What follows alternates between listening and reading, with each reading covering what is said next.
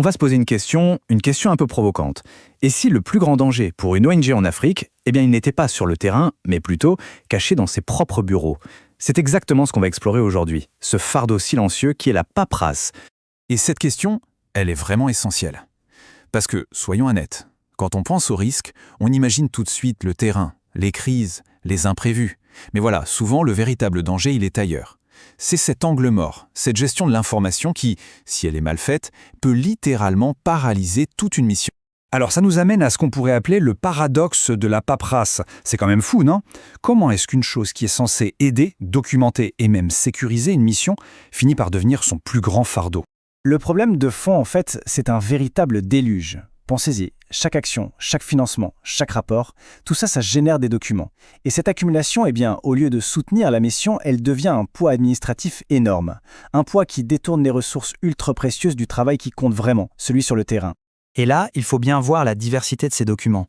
On ne parle pas juste de paperasse. Chaque élément, que ce soit une proposition de projet ou un rapport financier, a une valeur stratégique, des exigences de conformité super strictes. C'est un morceau de la mémoire de l'organisation. Et franchement, essayer de gérer tout ça à la main, c'est une tâche herculéenne. Il n'y a pas d'autre.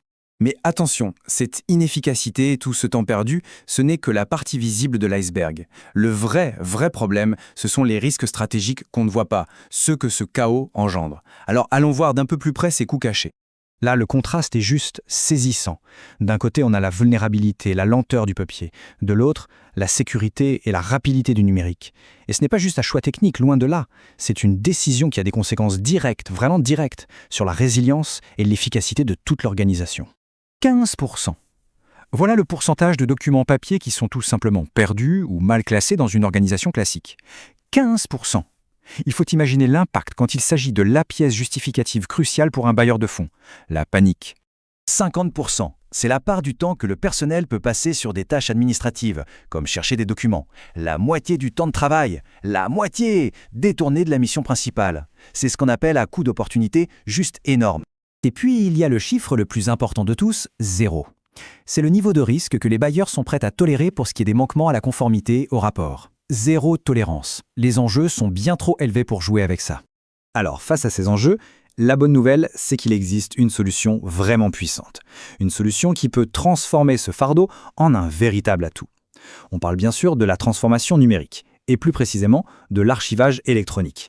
Et attention, il faut bien comprendre un truc. L'archivage électronique, c'est beaucoup plus que de la simple numérisation.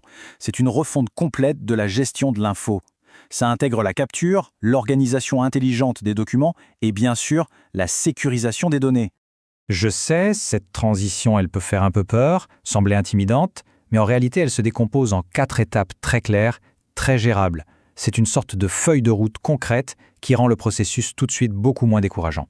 Et ce qui est génial, c'est que ces avantages répondent point par point aux défis qu'on a vus avant. La dispersion géographique, contrée par l'accessibilité.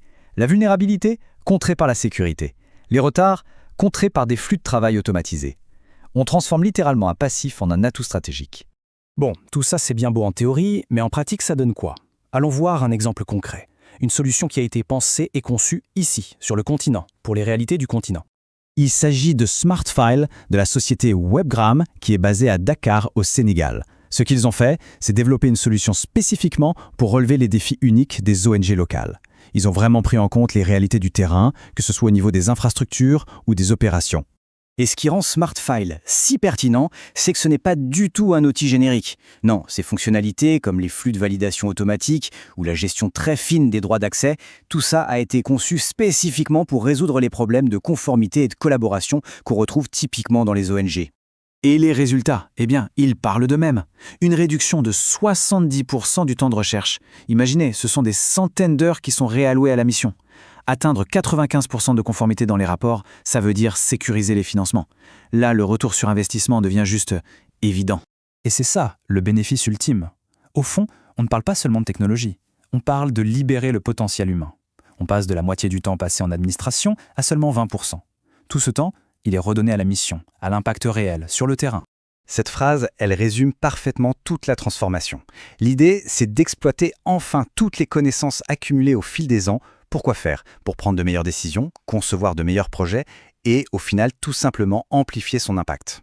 Du coup, la question finale est assez simple en fait. Pour toute organisation qui cherche à avoir un impact, est-ce que son information est un atout qui la propulse vers l'avant ou est-ce que c'est un fardeau qui la retient?